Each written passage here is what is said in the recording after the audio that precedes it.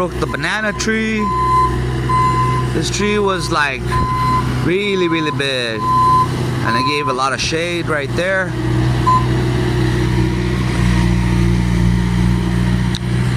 A lot of firewood to make bats, hockey sticks.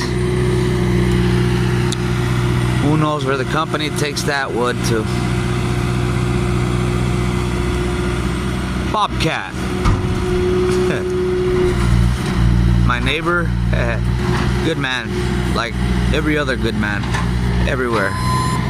Even bad men, they're always good men. They just are going through tough times.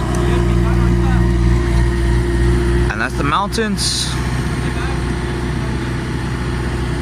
Beautiful sight, beautiful scenery, but it's tough to see nature go down because of sometimes I have a theory that American Native Indians, their native lands, they need to do dances and praise the land so we won't get tornadoes and winds like this.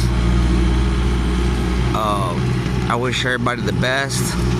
Thank you. Enjoy your day.